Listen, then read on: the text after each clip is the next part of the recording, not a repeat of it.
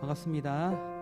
시간이 되었습니다. 우리 함께 기도하고 찬양 드리시겠습니다. 기도하겠습니다. 하나님 감사합니다.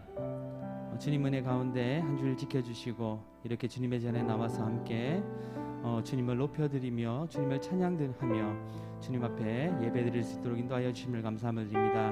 무엇보다도 저희들의 모든 죄악들과 저희들의 무거운 짐들을 이 시간 주님 앞에 내어놓습니다. 주님 저희들의 죄를 용서하여 주시고 저희들의 짐들을 주님께서 대신 져주시며 주님 앞에 이 시간 나아갈 때 경건한 마음으로 주님 한 분만 바라보며 나아가는 귀한 시간이 되게 하여 주시옵소서. 말씀을 통해 은혜 받는 시간이 되게 하시고 기도를 통해 주님과의 귀한 교제의 시간이 될 수 있도록 아버지 하나님 함께하여 주옵소서. 이 시간 찬양을 올려드립니다. 주님이 찬양을 받아주시고 기뻐하여 주시며 저희들에게 한없는 은혜로 함께하여 주옵소서. 거룩하신 예수님의 이름으로 기도드리옵나이다. 아멘. 이 시간 우리 함께 고백하시겠습니다. 박수 치시면서 실로암 찬양 드리시겠습니다.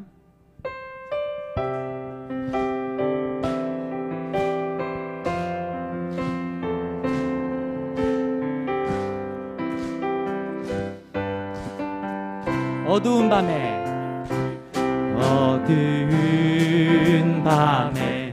캄캄한 밤에 새벽을 찾아 떠난다. 종이 울리고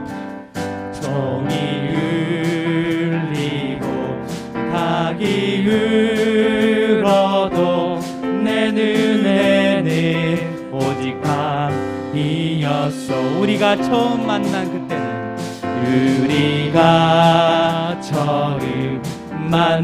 그때는 차가운 새벽이었소. 주님 맘속에 사랑이 있음을 나는 느낄 수가 있어. 고백하시겠습니다. 오 주여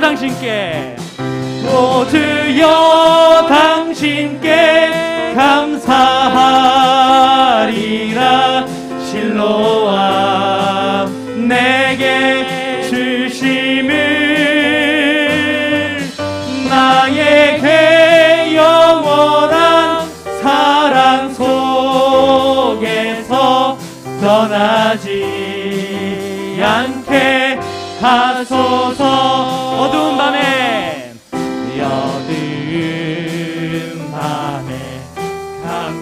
캄캄한 밤에 새벽을 찾아 떠난다. 종이 울리고 닭이 울어도 내 눈에는 오직 밤이었어. 우리가 처음 만난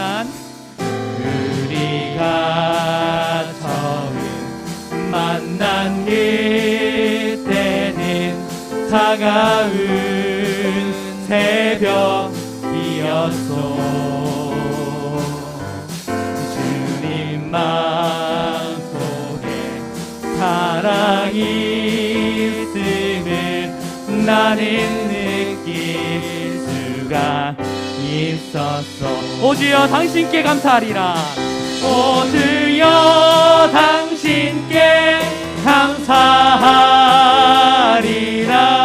실로암 내게 주심을 나에게 영원한 사랑 속에서 떠나지 않게 하소. 오 주여 당신께 감사하리라. 오 주여 당신께 감사하리라. 실로암 내게 주심을 나에게 영원한 사랑 속에서 떠나지 않게 하소서. 아멘. 박수 치시면서 우리 기쁜 마음으로 주님 앞에 고백하시겠습니다. 야곱의 축복 함께 찬양 드리시겠습니다. 우리 기쁜 마음으로 찬양 드리실까요? 너는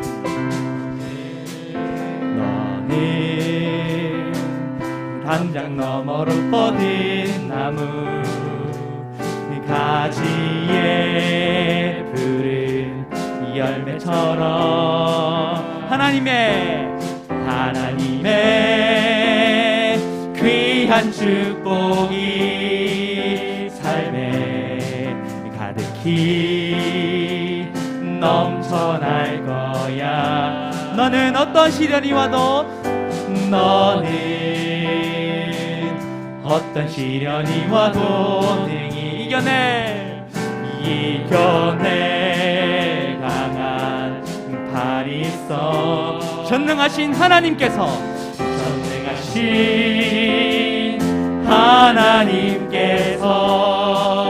너와 언제나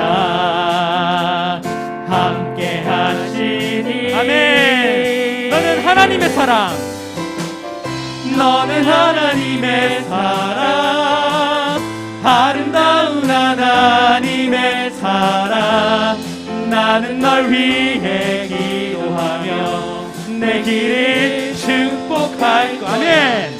너는 하나님의 선물, 사랑스러운 하나님의 열매, 주의 품에 꼭 피운 나무가 되어. 다시 한번 찬양 드리시겠습니다. 너는 담장 너머로 뻗은 나무 가지에 푸른 열매처럼 전능하신 하나님께 삶에 가득히 넘쳐날 거야. 너는 어떤 시련이 와도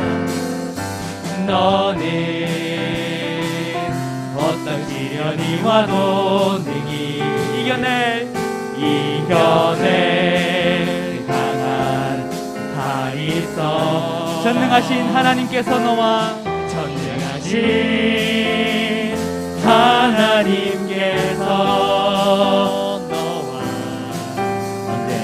함께 하시니.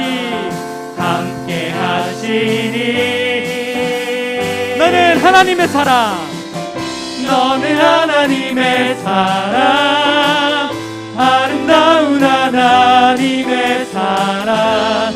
나는 널 위해 기도하며 내 길을 축복할 거야.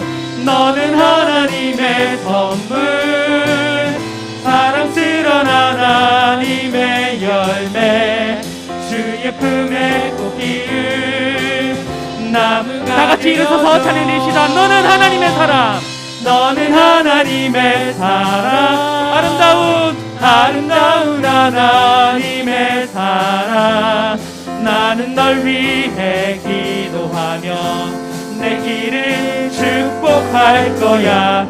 너는 하나님의 선물, 사랑스러운 하나님의 열매, 주의 품에 꼭 피운 나무가. 다 같이 축복하시면서 너는 하나님의 사랑, 너는 하나님의 사랑, 아름다운 하나님의 사랑. 나는 널 위해 기도하며 내 길을 축복할 거야. 아멘. 너는 하나님의 선물, 사랑스러운 하나님의 열매, 주의 품에 꼭 피운 나무가 되어줘. 아멘.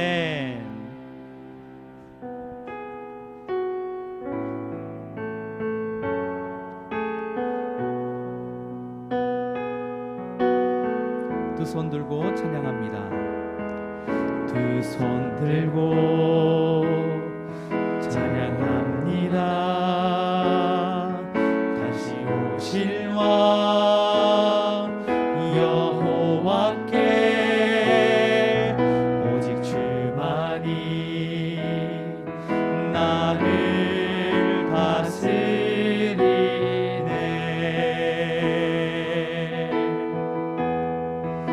나 주님만을 섬기리. 헛된 마음 버리고 성령이여 내 영혼 충만하게 하소서. 주님 앞에 내 생명 드리리라.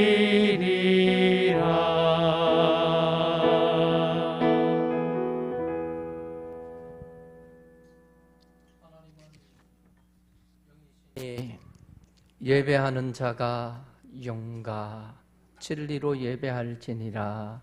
아멘.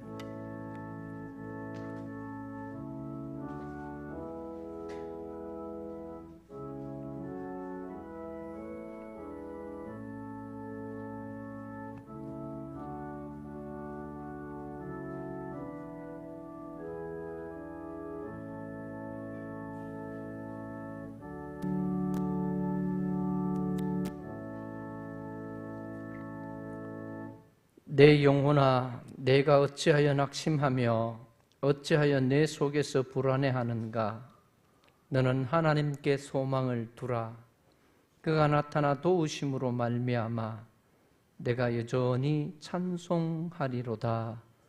아멘. 주여, 오늘도 주를 찾는 주의 백성들이 다 주의 은혜 안에서 즐거워하고 기뻐하게 하시며 주의 구원의 감격을 찬송하는 진정한 예배가 되게 하시며 위대하신 하나님을 온 인격으로 체험하는 시간 되게 해 주옵소서. 예배가 시작되었습니다. 하나님 홀로 영광받아 주시옵시고 모든 주의 백성들이 주의 은혜로 충만케 하옵소서. 예수님의 이름으로 기원하옵나이다. 아멘. 우리 영광의 찬송 올려드립니다.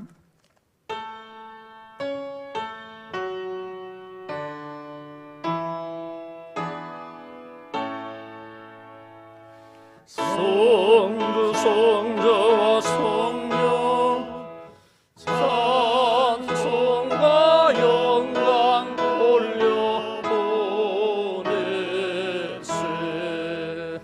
태초로 지금까지 또 영원 무궁하라. 성삼위께 영광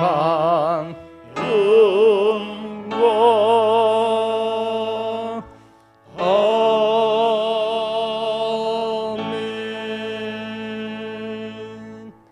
교독문 제34번을 전과 같이 교독합니다.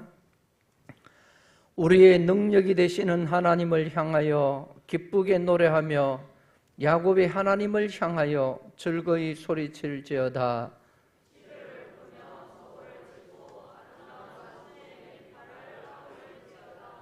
초하루와 보름과 우리의 명절에 나팔을 불지어다.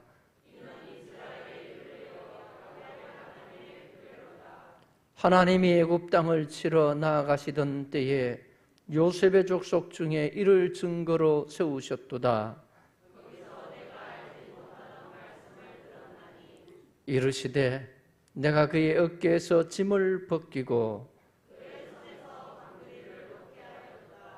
내가 고난 중에 부르짖음에 내가 너를 건졌고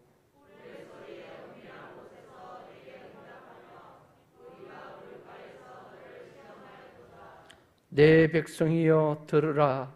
내가 내게 증언하리라. 이스라엘이여 내게 듣기를 원하노라.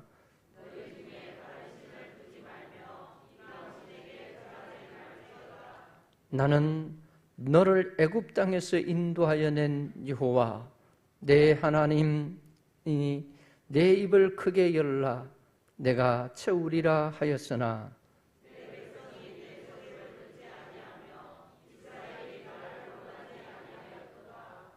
아멘.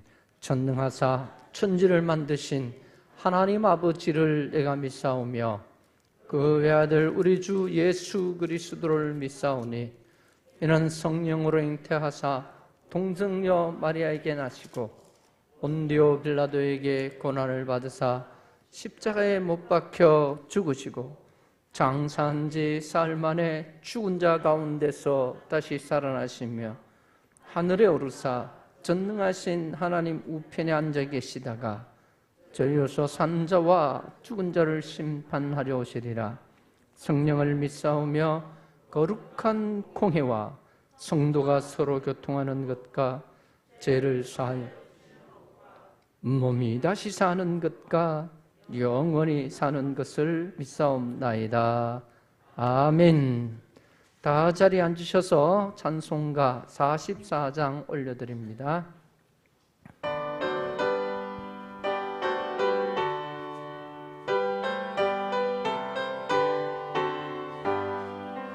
지난 일의 동안에 예수 인도했으니 주의 전에 모여서 감사 찬송합니다. 가장 복된 이날은 하늘 안식표로다. 가장 복된 이날은 하늘 안식표로다. 주의 공로 힘입어 은혜 주심 빌 때에 화목하게 하시고 죄를 벗겨주소서. 세상 걱정 버리고 은혜 받게 하소서. 세상 걱정 버리고 은혜 받게 하소서. 하나님의 이름을 찬송하러 왔으니 모임 중에 계시고 영광 나타내소서. 기쁜 하늘 잔치에 참여하게 하소서. 기쁜 하늘 잔치에 참여하게 하소서. 주의 기쁜 복음을 모두 듣게 하시고 주의 은혜 베풀어 위로하여 주소서. 주님 오실 때까지 이날 지키리로다. 주님 오실 때까지 이날 지키리로다.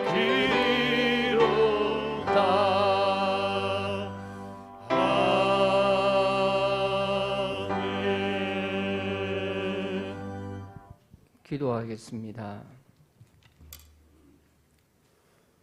함께 기도를 드리겠습니다. 일제 36년 동안 나라를 빼앗기고 절망 속에 탄식하는 이 백성들의 기도를 들으시고 불쌍히 여기사 광복의 기쁨을 허락하신 하나님 감사함을 드립니다. 다시는 이런 아픔이 되풀이 되지 않게 주옵소서. 오늘도 거룩한 날, 복된 날 허락하시고 주의 백성들을 부르시고 하나님의 은혜를 찬양하며 하나님 앞에 영광을 돌리오니 이 시간 영으로 함께 하시고 찬양을 받아주시고 영광 거두어 주옵소서. 지난 한 주간도 이 세상 살 때에 하나님의 말씀 따라 살지 못한 저희들 죄와 허물을 가지고 왔을지라도 주여 용서해 주옵소서. 예수님의 보혈로 씻어주시고 우리의 모든 죄와 허물을 깨끗하게 주옵소서.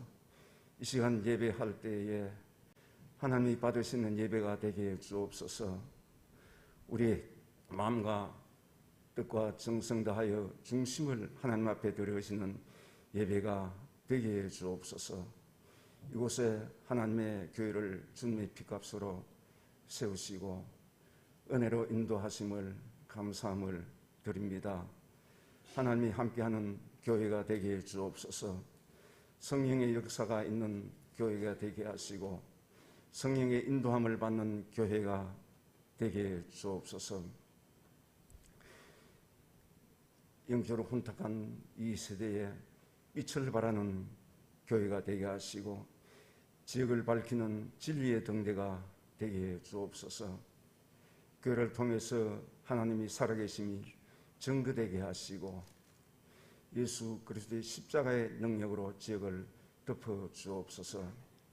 이 나라 위정자들, 고위공무원들 주께로 돌아가게 하시고 하나님을 섬기며 나라를 사랑하며 백성들을 섬기며 맡은 직무에 충실하게 해 주옵소서. 이 시간도 목사님 말씀 증거하실 때에 홀로 세우지 마시고 성령의 충만함으로 세워 주옵소서. 기도하면서 준비한 말씀 선포하실 때에 성령의 역사가 있게 해 주옵소서. 말씀이 선포될 때에 우리의 잠자는 영이 깨어내게 하시고 영혼이 소생되게 해 주옵소서. 마음문 열게 하시고 말씀을 통해서 말씀이 우리 옥토에 떨어져 30배, 60배, 100배의 결실을 맞아 하나님께 영광 돌리는 복된 삶을 살아가는 성도들이 다 되게 해 주옵소서. 말씀을 보내사 유경에서 고치신 하나님, 약한 자를 강하게 하시고 병중에 있는 성도들 하나님 치료해 주시고 건강케 해주셔서 하나님께 영광 돌리는 삶을 살기에 부족함이 없도록 은혜를 베풀어 주옵소서. 세상에 무거운 짐을 가지고 왔을지라도 십자가 밑에 놓게 하시고 쉼을 얻게 하시고 가벼운 마음으로 돌아가게 주옵소서. 오늘도 한 사람도 그저 왔다 가는 사람 없게 하시고 살아계신 하나님을 체험하며 은혜를 경험하고 돌아가는 복된 시간만이 되게 해 주옵소서. 예배를 마친 시간까지 홀로 영광 거두어 주시고 하나님을 찬양하는 할렐루야 찬양대 찬양을 하나님 기뻐 받아 주옵소서. 악한 세력들이 틈타지 못하게 하시고 이 예배를 홀로 주장해 주옵소서. 영광 거두어 주옵소서. 모든 것을 감사드리오며 예수님의 이름으로 기도드리옵나이다. 아멘.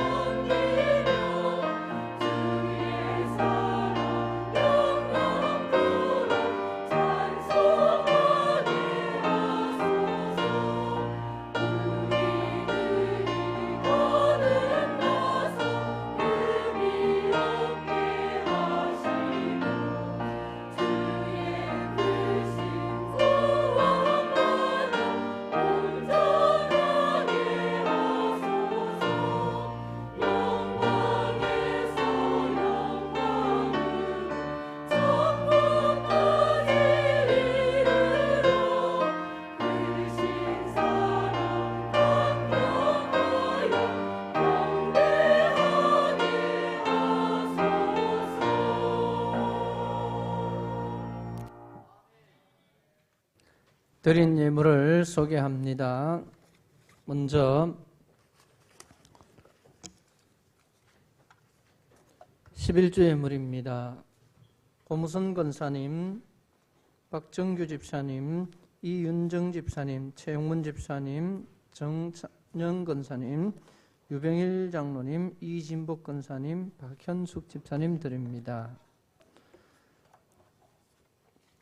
건축헌금 김필성 권사님, 박현숙 집사님, 성교예물 박현숙 집사님, 진영숙 집사님, 이강, 홍예준, 이윤서, 이민혁,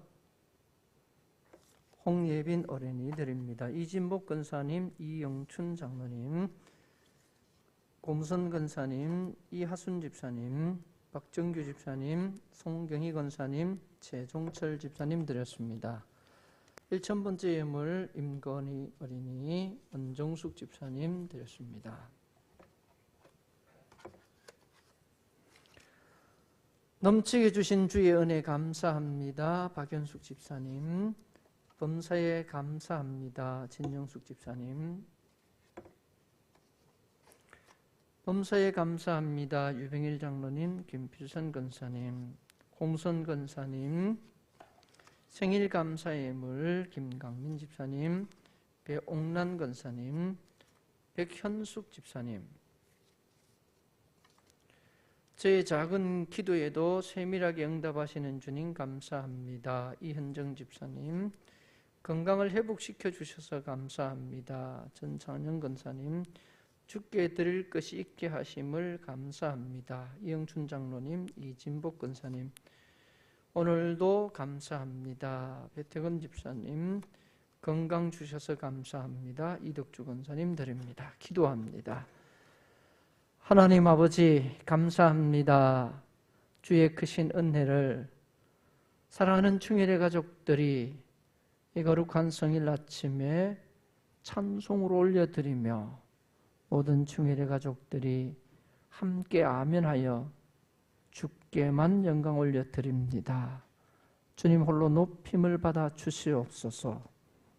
하나님 기뻐하시고 피로 값주고 사신 찬양대원들이 기도하며 하나님의 크신 은혜를 늘 묵상하며 주께 올려드리는 찬양 중에 홀로 높임을 받아 주시옵시고 아버지의 영광으로 이 모인 주의 백성들을 덮어 주시옵소서. 살아계신 하나님, 역사의 주관자가 되시며 우리 삶의 주인 되신 아버지여, 오늘도 주께서 행하신 놀라운 기적을 통하여 주의 자녀들이 삶의 현장에서 체험한 주의 은혜로 주께 영광 돌려드립니다. 모든 것이 주께로부터 왔음을 고백하는 11조가 드려짐을 감사합니다. 하나님의 복음의 빚진 자로서 이 복음을 위하여 건축의 물과 선교의 물을 드리며 감사합니다. 아버지 하나님께서 보시고 하시는 바와 같이 우리 중에 연약하고 부족하지만 하나님 주의 복음을 위해서 아버지 하나님 온전히 헌신하는 그 중심을 받아주시고 하나님께서 약속하신 말씀처럼 주의 복음이 증거되는 곳마다 이 선하고 아름다운 헌신이 아버지 하나님 기억되게 하여 주옵소서. 오늘도 주님 앞에 소원을 든 주의 자녀들은 하나님 앞에 소원의 예물을 드리며 주께서 복을 주심으로 인하여 주의 거룩한 백성들이 세밀한 주의 음성에 감격하여 감사의 예물을 올려드립니다. 높임받아 주시옵소서.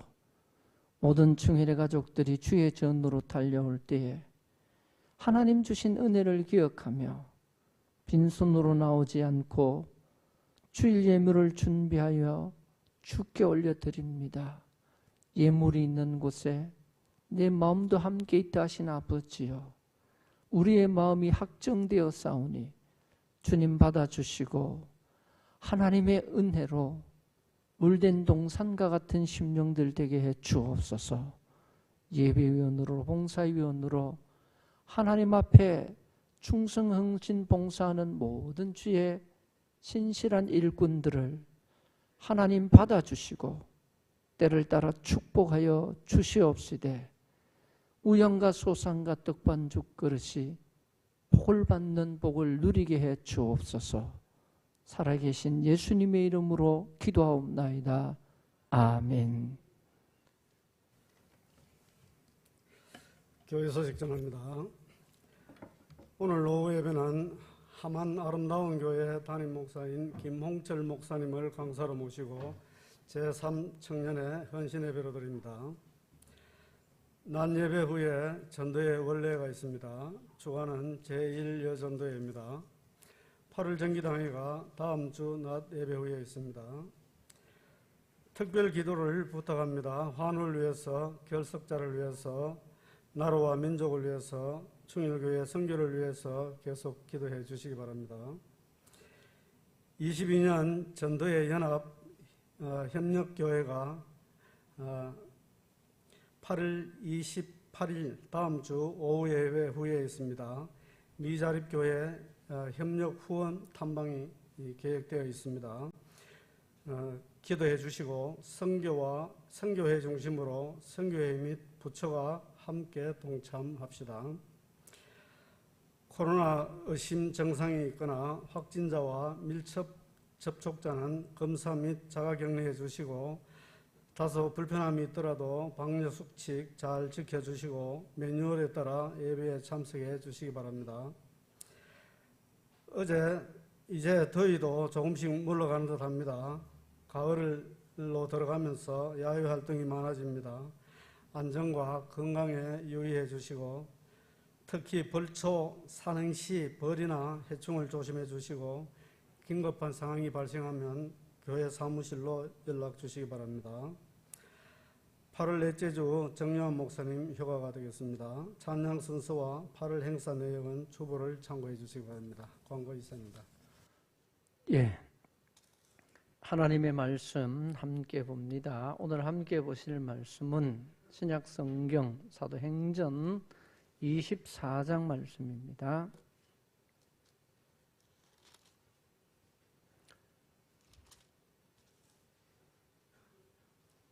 오늘 본문을 쭉 서술해 놨기 때문에 다 읽어야 되지만 우리 한 절 1절을 읽고 함께 말씀 나누면서 부분 보도록 하겠습니다.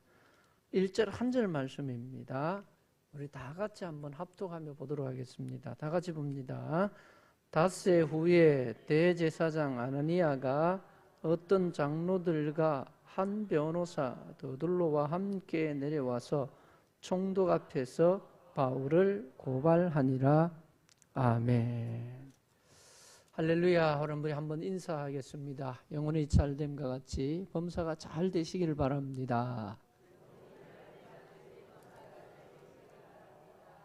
네, 우리 사랑하는 충일 가족 여러분 모두 정말 영혼이 잘됨과 같이 범사가 주의 은혜로 늘 형통하시기를 다시 한번 주님의 말씀으로 축복합니다. 코로나가 걸려서 깜짝깜짝 놀라기도 하지만 또 코로나를 잘 이겨내고 건강한 모습으로 함께 예배에 참석한 여러분들을 볼 때마다 가슴이 뭉클합니다. 여러분, 우리 별거 아니다 이렇게 생각할 수도 있지만 하나님이 세밀하게 우리를 지켜주셨습니다. 이런 감사의 마음을 늘 품으실 수 있기를 다시 한번 주님의 말씀으로 부탁을 드립니다. 이게 성도의 삶에 엄청난 에너지가 되는 거예요. 그냥 별거 아니다 생각하는 사람은 일상생활에 감사를 모르지만 이 긴박한 상황 속에서도 우리를 지키시고 인도하시는 살아계신 하나님, 그분을 바라보는 우리의 시선이 하나님 앞에 고정될 수 있기를 다시 한번 부탁을 드립니다. 자, 오늘 본문 이제 바울을 대제사장과 바울을 예루살렘에 찾아간 바울을 고소하는 일이 생겼습니다. 바울이 못하러 갔느냐? 사도행전 전체를 우리가 지금 수요일 날 조금씩 보다가 좀 쉬어다가 이렇게 보니까 내용이 좀 다 기억이 안 날 수도 있습니다. 바울이 복음을 전하고 아시아 지역과, 그러니까 우리로 말하면 뭐 영남 지역 하면 영남 일대를, 호남 지역 하면 호남 일대를 치는 것처럼 마게도니아 지역이라 해서 우리 저쪽에 전라도 쪽에 남해안 쪽으로 가면 섬들이 쭉 있는 것처럼 그 지형적으로 그때는 배를 타고 접근할 수 있는 지역, 그리고 그때 당시에도 교통이 편리한 데는 발전했습니다. 그리고 빌립보 같은 데는 로마가 식민지 정책을 펴면서 계획적으로 잘 갖고 오는 도시, 그러니까 로마의 작은 로마 모델로 하는 도시, 이런 지역을 다니면서 바울이 예수님에 대해서 자기가 만난 예수님, 이 세상 사람들이 오해하고 유대인들이 오해하는 예수님에 대해서 예수님은 이런 분입니다 하고 전했더니만 막 기적이 일어나는 거예요. 놀라운 역사가 일어나는 거예요. 그런 일들을 감당하고 예루살렘 지역에 큰 흉년이 들었습니다. 그러니까 예루살렘은 바울이나 모든 기독교인들이 예루살렘이라는 도시를 고향처럼 생각하는, 그곳에 큰 흉년이 들고 어려울 때에 주변에 있는 교회들이 고린도 교회를 비롯하여 헌금을 했어요. 그러니까 그 헌금을 가지고 예루살렘 지역으로 이제 돌아갔는데, 그때에 이 바울을 고발하고 바울에 대해서 예루살렘 교회는 안 좋게 생각을 했습니다. 왜 그러냐 하면 예수님을 그때 당시에 교회가 사실은 받아들이지 못했습니다. 하나님의 아들이고 구세주이고 우리를 죄에서 구원하실 메시아이고 이런 개념들을 우리는 뭐 별 어려움 없이 받아들이지만, 그때 당시에 이 메시아를 기다리고 있으면서도 예수님 같은 분이 메시아가 되면 곤란하다 이런 생각이 있었어요. 왜냐하면 예수님이 뭐 화려한 집안에 뭐 타고난 인물, 어디 가서 유명한 가말리엘 문화에서 공부를 많이 한 이런 사람이 아니라 요셉이라는 목수의 집의 아들이었기 때문이에요. 그러니까 하나님께서 메시아가 어떤 분으로 온다는 것을 잘 모르는 대부분의 유대인들은 자기들의 지도자, 로마의 식민지로 있는 자기 나라에 해방을 줄 수 있는 인물로는 예수님은 부적합하다 생각을 했어요. 예수님에 대한 적지 않은 기대도 가지고 있었죠. 왜 그러냐면 예수님이 뭐 예를 들어서 오병이의 기적을 행한다든가 물로 포도주를 만든다든가 죽은 사람을 살려내는 이런 일들, 지난주에 우리가 보았지만 나사로를 살려내는 이런 기적 같은 일들을 바라보면서 기대도 가졌지만, 정작 예수님은 십자가에 못 박혀서 그보다 더 어려운 일도 잘 감당하시는 분이 예수님이 십자가에 못 박혀가지고는 그냥 다 이루었다 하고 돌아가신 거예요. 그러니까 얼마나 충격이. 거기까지만 보았던 사람들은 예수님에 대해서 실망을 하고 예수님에 대해서 부정적인 생각으로 가득 차 있었죠. 그러나 제자들을 중심으로 예수님께서 말씀하셨던 가르침을 받았던 제자들과 그 제자들을 중심으로 한 사람들이 부활하신 예수님을 만났습니다. 그럼에도 불구하고 바울은 예수님을 전혀 몰랐던 거예요. 그래서 예수님이 부활했다 하고 다시 살아났다 하니까 이런 하기망측한 소문을 퍼뜨리고 국가의 국민들의 마음을 혼란하게 하는 사람들은 당연히 내가 벌을 줘야 된다. 내가 저들을 벌하고 응징하지 않으면 내 살아있는 양심으로 나는 이 나라 국민이라 할 수 없다. 이런 열정이 있었던 거예요. 그래서 예수 믿고 예수를 전파하는, 부활했다 하는 이런 소식을 전하는 사람들은 잡아서 그냥 죽이고, 내가 정인이다, 내가 이 사람들을 오늘 돌로 쳐 죽이는데 내가 책임질 테니까 돌 던져 죽여라, 이렇게까지 선동하는 앞잡이였던 바울이잖아요. 그가 예수님을 만났습니다. 예수님을 만났는데 예수님께서 사울아 사울아, 사울은 예수님의 바울이 이름을 개명하기 전에 이름이죠.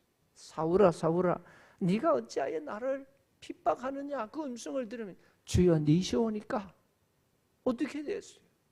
나는 네가 핍박하는 예수라 하니까 깜짝 놀라는 거예요. 그리고 눈이 어두워지고 다시 예수님의 그 도움을 통하여서, 주님을 통하여서 눈을 뜨게 되면서 내가 너를 지금 택하여 불렀으니 너는, 내가 너를 이방인의, 즉 본토에 있는 예루살렘 유대인들이 아닌 이방인들에게 가서 내가 살아난 것을 전하는 증인으로 세우려고 내가 너를 특별히 택했으니까 너는 이제 가라. 그 보냄을 받고 안디옥 교회라는 교회에서부터 파송을 받아서 우리가 선교사 보내듯이 여러 지역으로 돌면서 복음을 전했습니다.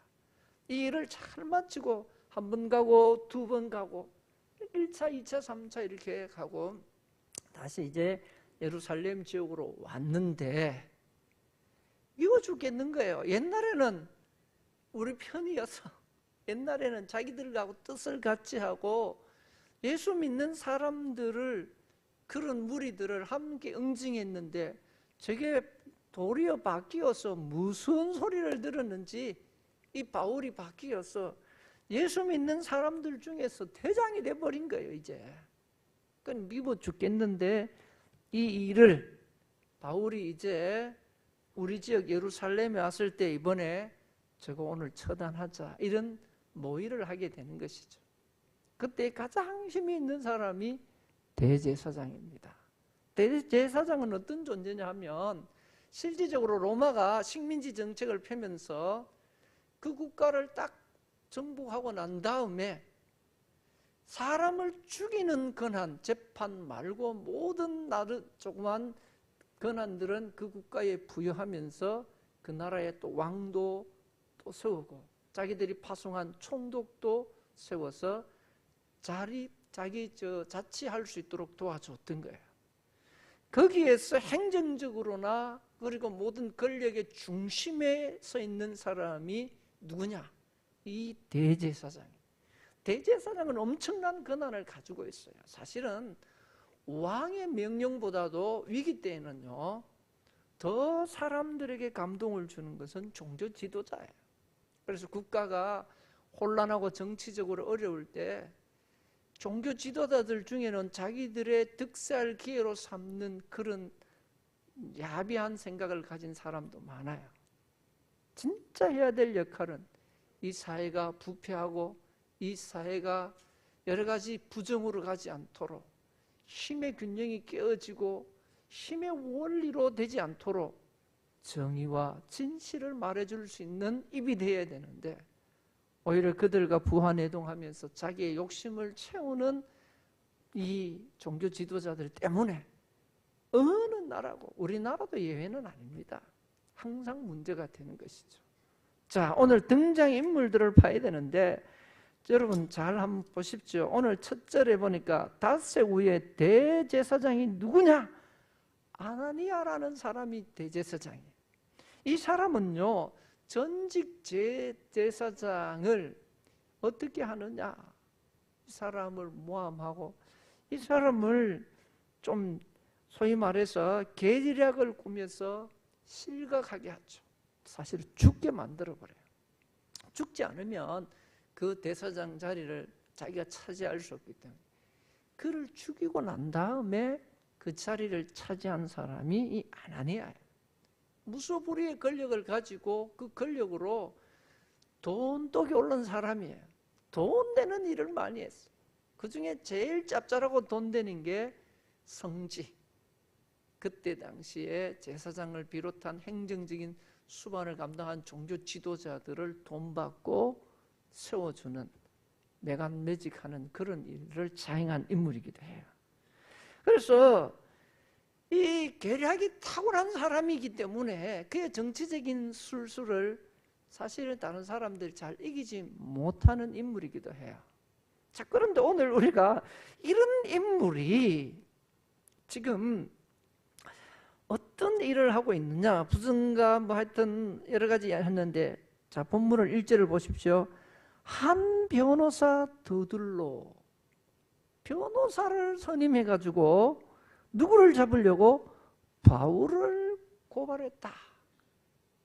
바울이 그러면 이렇게 생각할 수, 우리가 이제 내막을 모르면 바울은 진짜 대단한 사람이다 이렇게 생각할 수도 있고, 이 아나니아가 자기 손에 피 안 묻히고 변호사 세워가지고 하려고 할 수도 있다고 생각할 수 있지만 그거는 아니에요. 이 더둘라라는 인물은 어떤 인물이냐? 탁월한 변호사인데, 지금으로 말하면 우리나라의 대형 로펌 있죠. 큰 변호사 사무실에 있는 운영하는 사람 같은 존재예요. 이 사람은 로마법에도 형통했고 유대법에도 굉장히 탁월한 사람, 학식이 뛰어난 사람이에요. 이 더둘로라는 사람이 그때 당시에 요세푸스라는 역사가에 의해서 기록된 기록물을 보면 황금의 입이다. 이 사람이 변호를 맡으면 진 적이 없어요. 어떻게 이 사람이 진 적이 없느냐? 이 사람은 특징 중에 하나가 있다면 권력과 함께 연계한 변호를 하고 있어요. 자, 오늘 본문 24절 우리 잠시 한번 보겠습니다.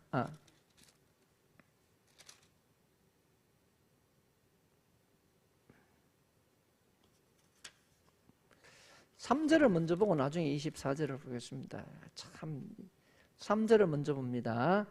자, 더둘로가 고발하여 이르되 벨릭스 각하여, 우리가 같이 읽어볼게요. 벨릭스 각하여, 우리가 당신을 힘입어 태평을 누리고 또 이 민족이 당신의 성견으로 말미암아 여러 가지로 개선된 것을 우리가 어느 모양으로나 어느 곳에서나 크게 감사하나이다. 이 사람 말이 뭐예요? 이때 당시에 벨릭스는 총독, 나중에 좀 인물 소개하겠지만 이 로마가 파송한 총독에게 뭐라고 하냐면, 식민지 국가인 유대 국민으로서 그 식민지 나라 그 사람 총독에게, 아유 총독 각하, 당신들이 우리를 참지 어려울 때 잘 살 수 있도록, 이렇게 이해하면 쉬울게요. 일본이 우리를 침략해서 우리 그 다 수탈하고 우리에게 엄한 여러 가지 억압을 가하는데 일제 앞잡이는 어떻게 하겠습니까? 각하께서 우리 우매한 백성들을 도우시고 잘 살게 하기 위해서 도로를 건설하고 경제 기반을 닦아주고, 그쪽에서는 맞는지 모르겠지만 얼마나 참 안타까운 일입니까? 그러니까 이 더둘로라는 사람이 권력하고 연계해서 변호를 하기 때문에 항상 승리를 따내는 그런 인물이에요. 이런 인물을 아나니아가 지금 데리고 어떻게 한다고요? 황금입이니까 백전백승인 사람을 내가고 이번에 바울을 확실하게 꺾어놓고 죽이고 제거한다는 그런 눈에 가시 같은 그 바울을 지금 하고 있어요. 그 다음에 이제 저 3장에 우리가 쫙 읽었으니까 봅시다. 벨릭스라는 총독입니다. 총독. 이 벨릭스라는 인물도 만만찮은 인물이에요. 벨릭스는요, 어떤 인물이냐? 여러분, 지배국의 총독이고, 여러분 당시 로마 황제 글라디우스, 황제는 글라디우스고, 그 황제에게 직을 받아서 유대의 총독으로 파송된 사람이 벨릭스입니다. 이 글라디우스의 모친 안토니라는 이 토니의 그 형제 중에 팔라스라는 노예가 있었습니다. 그 동생들이 노예였습니다. 근데 이 팔라스라는 노예가 얼마나 이게 참 아부형인지 대단한 인물이에요, 이 인물도. 그리고 그의 동생, 그러니까 안토니의 그 동생이 벨릭스입니다. 근데 노예 출신인데 이 사람이 어떻게 총독으로 파송을 받을 수 있었느냐? 거기에는 엄청난 비리가 숨어 있죠. 그런데 이 팔라스라는 이 안토니의 동생제가 어떤 일이냐면, 글라디우스는 좀 엽기적인 일을 많이 했어요. 보통 사람들이 상상할 수 없는 그런 일을 하면서 자기의 위헌을 삼고 참 골 때리는, 소위 말해서 어처구니 없는 그런 황제였습니다. 그러니까 그의 비위를 맞춰주고 그가 조금도 심심하지 않도록 이상한 일을 꾸며내는 데 타고난 사람이 발라스라는 사람. 그래서 그의 공로를 인정받아서 노예에서 해방되고 동생도 함께 해방되는데, 그러고 난 다음에 이 왕에게 아부를 하면서 돈을 엄청나게 끌고 모아요. 돈 하며 사는 인생입니다. 그 돈을 가지고 간직을 사고, 자기 동생은 이제 이 유대의 총독으로 갔으니까 뭐하러 갔겠어요? 돈 쓰고 갔으니까 돈 벌러 간 거예요.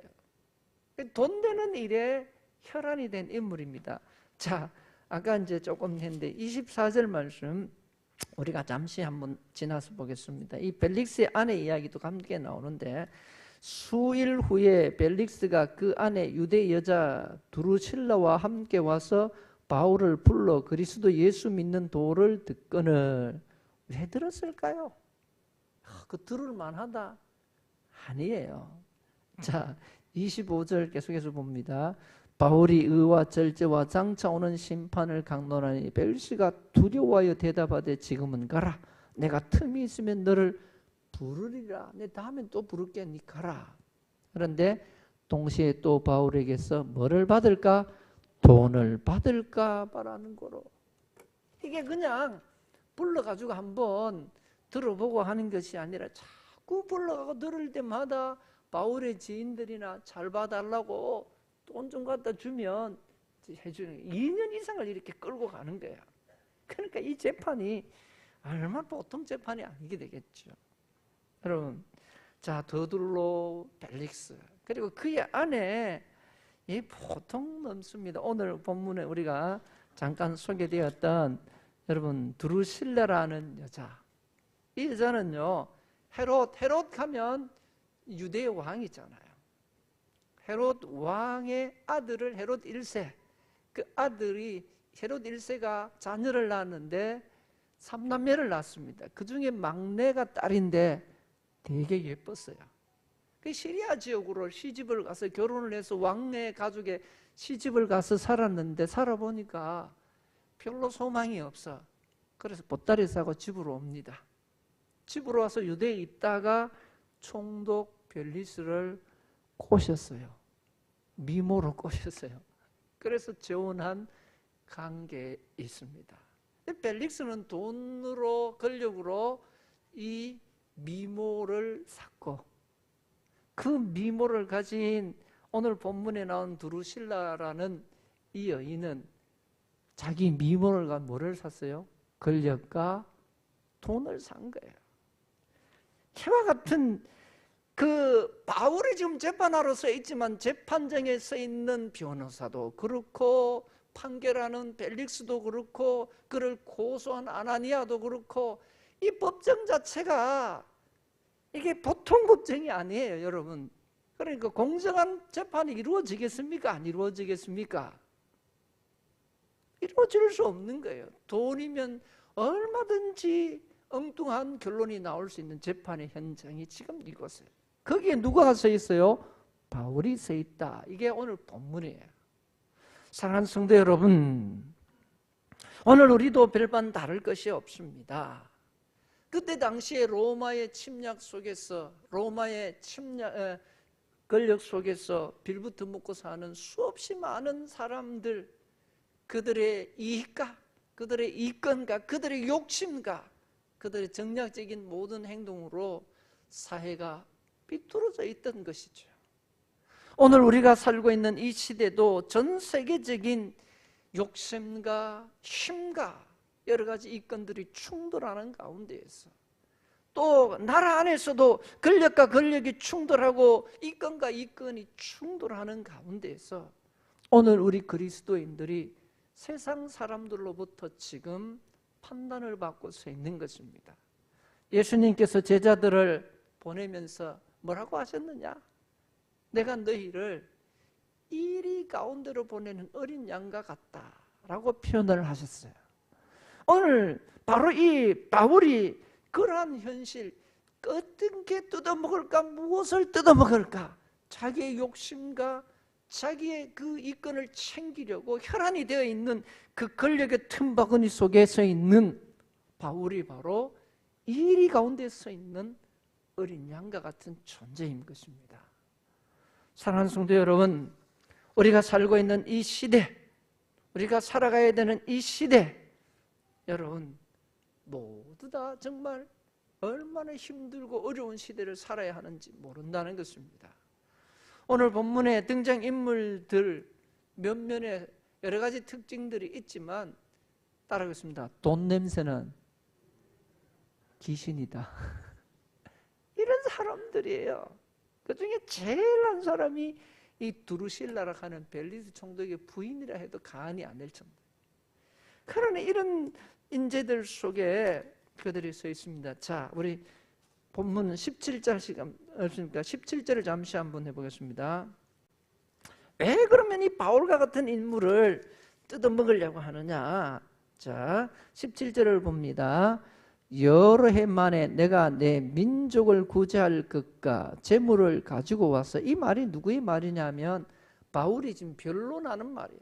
그들 앞에 서서 자기가 내가 누구이냐, 내가 무엇하러 왔느냐를 소개하고 변론하는 가정에 있는 말이 한 말씀이 17절이에요. 바울이 지금 뭐를 가지고 있어요? 돈을 가지고 왔으니까 돈 냄새를 맡았어요. 그러니까 정치적인 힘과 자기 욕심을 채우려는 제사장과 이 맞닥뜨려서 지금 어디를 물어뜯어야 돈이 나올지, 어떻게 저거를 뜯어먹을지 지금 혈안이 되어 있는 상황에서 있는 것이죠. 여러분, 아까도 읽었지만 26절에 동시에 또 바울에게 돈을 받을까 바라는 고로, 처음부터 이 재판은 뭐 정의, 진실 이런 거와 관계없어요. 돈 되는 장사하려고 덤벼들었던 것이고, 거기에는 모든 구성원들이 그렇게 되어 있다는 것을 볼 수가 있는 것입니다. 왜 그러면 이게 가능했느냐?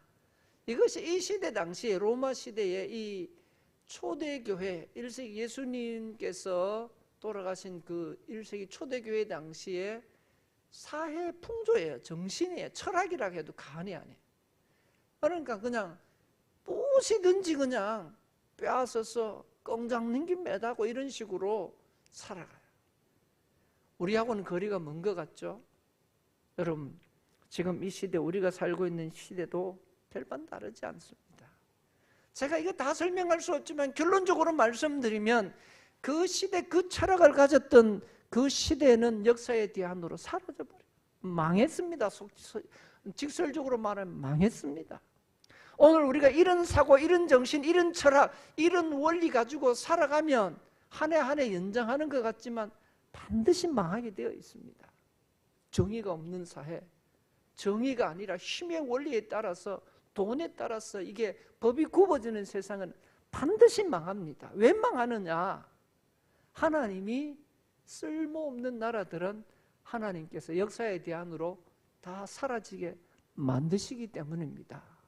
세상의 힘에 의해서 또 다른 힘이 장악하고 살 수는 있을지 모르지만 하나님은 그런 나라들을 흔적도 없이 사라지게 하실 수도 있다는 것입니다. 여러분, 오늘 우리가 살고 있는 사회 뉴스를 통해서 억울한 이야기들을 참 많이 보잖아요. 여러분, 지난 우리 정권에서 지난 그 역사적으로 제가 보니까 조사를 해니까 대법원에서 판결해 나는 것 중에 220 몇 건에 이거 판결이 부끄러운 거다 해서 이걸 바로 잡자고 해서 정리해 나는 게 있는데, 막상 정리를 해놓고 이거는 바로 잡아야 된다고 새롭게 재심을 해서 판결을 해야 된다고 해놓았지만 서로 이해관계가 얽히기 때문에 뚜껑을 아직 못 열고 있는 게 절반 이상을 손도 못 대고 있어요. 그러니까 우리 사회가 얼마나 뭐 법을 가지고 국민들을 판단하고 법을 가지고 사회를 하고 하지만 이게 전부 다 이게 믿을 수 없는 거예요. 우리 사회가 이만큼 썩었어요. 그런 가운데 누가 있느냐? 오늘 바울이 그 앞에 서 있는 것처럼 오늘 그리스도인들이 믿음으로 살려 하고 정말 하나님의 말씀에 하나님 보시기에 부끄럽지 않게 살려 하는 이 양심들이, 이 선한 마음들이 얼마나 많은 충돌과 얼마나 많은 갈등과 얼마나 많은 아픔을 겪게 되어 있습니까? 그래서 이제 문제죠. 성도들이 말합니다. 살아보니까 돈이 있어야 신앙생활을 하겠고 힘이 있어야 우리 교회도 교회의 역할을 하겠고, 이런 원리들이, 이런 철학들이 슬며시 우리에게 들어오는 거예요. 여러분, 성경 어디에도 그런 것이 우리의 철학이 되어야 된다고 말하지 않습니다. 세속적으로 시대를 쫓아가지 말고, 너희는 이 세대를 본받지 말고 오직 하나님의 말씀과 하나님의 나라를 바라보며 살아라는 말씀은 있어도, 너희가 그 시대에 잘 적응하고 그 시대의 스타가 되기 위해서는 적당히 타협하며 살아라는 말씀은 없다는 것이죠. 그러니까 선한 양심들이, 선한 믿음의 양심들이 얼마나 고통스럽겠습니까? 바울이 써 있는 그 시대 속에 부당한 일을 당하고 모순된 일에 던져져 있던 바울과 같이 오늘 저와 여러분이 이 사회 가운데 던져져 있다는 것입니다. 여러분, 그러면 어떻게 해야 되느냐? 뭐 답도 없는 소리, 그것을 우리가 계속하는 것 같지만, 그럼에도 불구하고, 제가 목사라서 하는 말이 아니라, 그럼에도 불구하고 우리는요, 믿음으로 살려고, 진실하게 살려고 노력하지 않고 도전하지 않으면 우리의 영혼이 죽습니다. 우리의 영혼이 죽으면 다 죽는 거예요. 결국은 하나님은 무엇을 원하시는가? 우리가 하나님의 영광을 드러내기 위해서 우리로 하여금 세상 사람들과 어깨를 나란히 하고 같이 하고 더 뛰어난 자가 되라는 것이 아니라, 우리의 내면부터, 우리의 속사람부터 믿음으로 신실하게 무장하지 않으면 결국은 하나님께서 세상과 함께 다 버리시겠다는 것입니다. 우리에게 주신 하나님의 신비한 은혜, 이 놀라운 역사가 없으면 우리는 무너질 수밖에 없습니다. 여러분, 자, 24절 다시 한번 봅니다. 제가 오늘 이 말씀을 읽으면서 이 말씀을 설교를 하게 된 배경이 바로 이 말씀이에요. 24절 우리 다시 천천히 읽어봅니다. 자, 수일 후에 벨릭스가 그 안에 유대 여자 드루실라와 함께 와서 바울을 불러 그리스도 예수 믿는 도를 듣거늘. 바울이 무슨 말 했어요? 내가 출세하고 내가 돈 벌고 마게도니아 지에서 장사해가지고 배 타고 가서 몇 배를 남기고 이런 이야기 안 했습니다. 나는 예수 믿고 내가 만났던 예수님에 대해서만 도를 전했다고 했습니다. 25절입니다. 바울이 의와 절제와 장차 오는 심판을 강론하니 벨릭스가 두려워하며. 할렐루야. 사랑하는 성도 여러분, 결국은 무엇이냐? 그럼에도 불구하고 이 어려운 상황 속에서도 우리에게서 믿음을 보여야 돼요. 성도다움을 보여야 돼요. 그리스도인의 자세를 보여야 한다는 것이죠. 그것이 사람들을, 이 세상은 그것을 두려워하고 이 세상은 그것을 기대하고 이 세상은 그것으로 인하여서 충격을 받지, 그 사람들은 우리보다 돈 버는데 기재고 그 사람들은 우리보다 출세하는 데는 기재입니다. 그런데 우리가 출세한 것과 그 사람들한테, 돈 버는 것과 그 사람들한테, 우리가 잘난 것 가지고 그 사람들한테 천만이 안 된다는. 자, 우리 말씀을 한번 정리해 봅시다. 여러분, 우리 아이들이 꼬맹이 때 지금도 어린 것 같아요. 제가 봤을 때 친구 집이나 어디 갔다 와서 학교 다닐 때 보면 내 친구 집에는 와, 집 좋더라, 스위치 눌러니까 뭐가 탁 바뀌더라, 아, 차가 몇 억짜리 무슨 차 타고 다니더라. 제가 그때 교회차 노란 차 타고 또 교회차 그 스타렉스 옛날 차 타고 아예 학교에 볼 일이 있어 갔더니만 아빠 그 차 타고 학교 안 오면 안 돼 이렇게.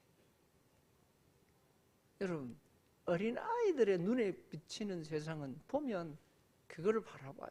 그거를 바라보고 그거를 말하고 그렇게 따라가려고 합니다. 그렇게 되고 싶어 합니다.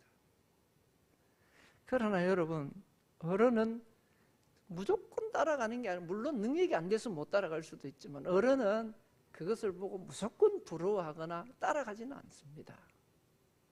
부정하게 번 돈이라든가 불이하게 하는 것은 별로 기뻐하지 않죠. 결국은 우리가 이 세상을 부러워하고 이 세상을 따라가고 이 세상을 닮아가는 것, 우리의 신앙이 어린아이의 신앙과 같다. 이거를 스스로 증명하는 결과라는 것입니다. 성숙한 신앙, 우리가 소위 말해서 신앙으로 세상과 싸우고 믿음으로 세상과 맞서고 우리가 복음의 진리로 이 세상을 가르쳐 변화시킬 수 있기 위해서는 성숙한 그리스도, 성장한 그리스도인들, 믿음의 성숙한 사람이 되어야 되는데, 아직까지도 시선이, 우리 시각이 그렇다면 우리가 잘하지 못하기 때문에 어린아이하고 어른하고 싸워서는 게임이 안 됩니다. 믿음의 터가 굳어지고 말씀 위에 여러분의 믿음의 터가 든든히 서는 성숙한 그리스도인이 되어야만 바울과 같이 이렇게 그 이리 가운데 가서도 그들에게 두려워하게 하는 능력이 무엇이냐? 바울이 뭐 장풍을 썼습니까? 바울이 뭐 더 큰 아는 백과 줄을 연결했습니까? 탁월한 변호사를 쓰는 것도 아니에요. 그저 복음 진리, 자기가 믿는 도리, 자기가 알고 있는 진리를 전했더니만 그들이 그때 당시에 최고의 모략가들이, 권력가들이 두려워하더라. 오늘 우리가 이 세상과 싸워서 이 세상을 감동시키고 이 세상을 변화시킬 수 있는 진리는 무엇인가? 우리의 믿음입니다. 할렐루야. 다시 말씀의 터전을, 말씀의 뿌리를 내리는 믿음, 그 말씀에 하나님의 영광의 뿌리를 내리는 이 믿음의 중심이 있어서 세상적인 가치를 내려놓고 다시 믿음으로, 다시 말씀으로, 다시 은혜로 우리를 성장시키는 우리 모든 충일의 가족들이 되시기를 주님의 말씀으로 축원합니다. 에베소서 3장 말씀은 이름으로 내가 하늘과 땅에 있는 각 족속에게 이름을 주신 아버지 앞에 무릎을 꿇고 빈다. 그의 영광의 풍성함을 따라 그의 성령으로 말미암아 너희 속 사람을 능력으로 강건하게 하기를 원한다. 너희 속의 중심에 이 믿음이 자라나고 이 은혜가 충만해지기를 원하는 것입니다. 여러분, 세상 사람은 그 사람을, 그 진리를 따라가지만 우리의 속 사람이 날로 새로워져야 된다는 것이 에베소서를 통한 메시지입니다. 계속해서 17절 이하의 말씀에 보면 에베소서 3장 17절 이하입니다. 믿음으로 말미암아 그리스도께서 너희 마음에 계시게 하시옵고 너희가 사랑 가운데서 뿌리가 박히고 터가 굳어져서 너희 모든 성도와 함께 지식에 넘치는 그리스도의 사랑을 알고 그리고 그 너비와 길이와 높이와 깊이가 어떠함을 깨달아 하나님의 모든 충만하신 것으로 너희에게 충만하게 하시기를 구하노라. 쉽게 말해서 따라하겠습니다. 예수로 충만합니다. 할렐루야. 그래서 오직 예수, 오직 말씀으로 충만한 우리 충인의 가족들이 되시기를 바랍니다. 기도합니다. 하나님 아버지, 우리가 비록 어린 양이 이리 가운데 서 있는 것 같은 이 시대와 이 세상을 살고 있지만 이를 통하여 하나님께서 하나님의 거룩하심을 이루시기를 원하신다는 사실을 늘 기억하게 하여 주시옵소서. 그래서 나의 출세를 위해 사는 것이 아니라 하나님이 기뻐하심을 위해서 구원받고 제사함 받고 천국 백성된 내가 아버지 하나님 목표를 향하여 그 삶의 방향을 정하고 오늘도 묵묵히 그 길을 가게 하시고 신실히 그 길을 걷게 하여 주시옵소서. 우리의 걸음이 헛되지 않기를 바라시고 원하시고 응원하시는 예수님의 이름으로 기도하옵나이다. 아멘. 다 일어나셔서 488장 찬송하시겠습니다.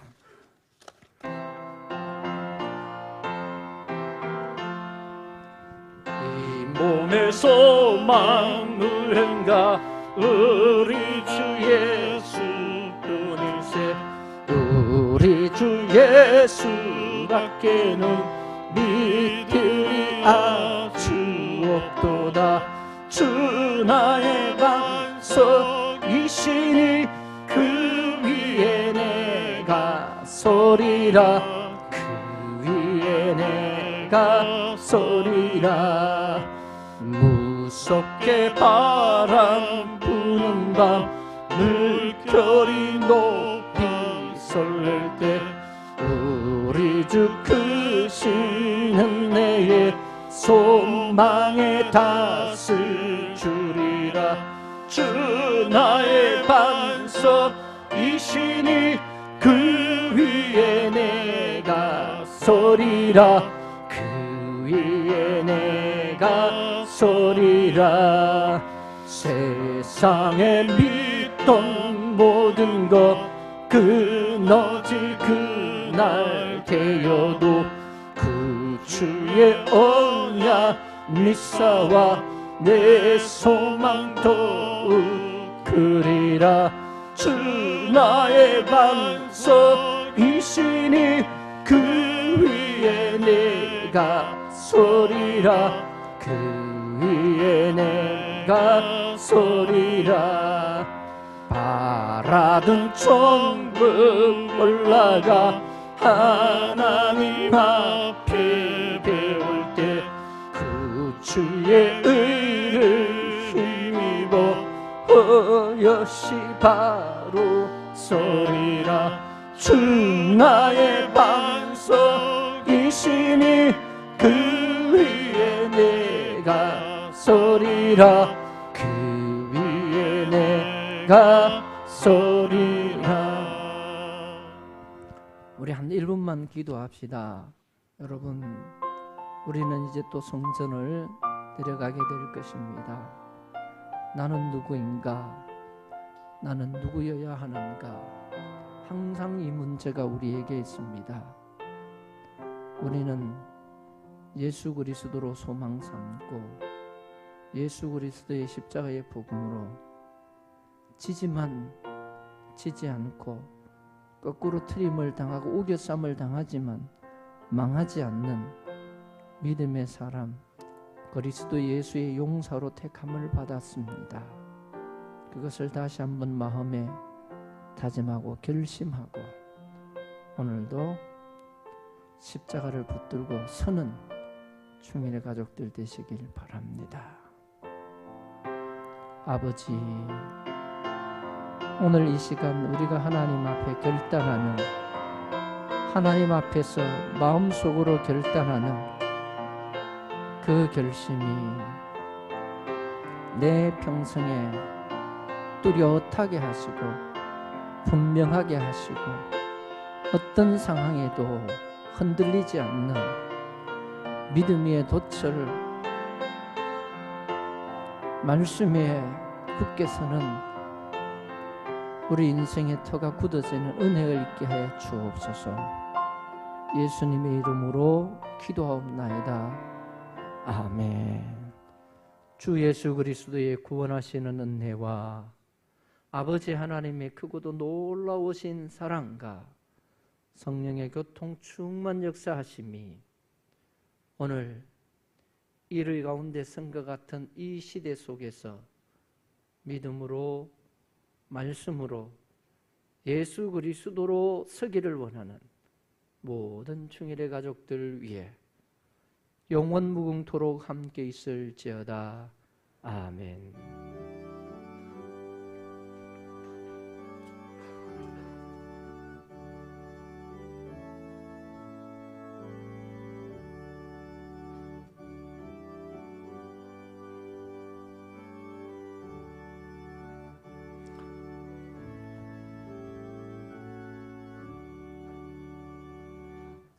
예, 이어서 바로 원래 하도록 하겠습니다.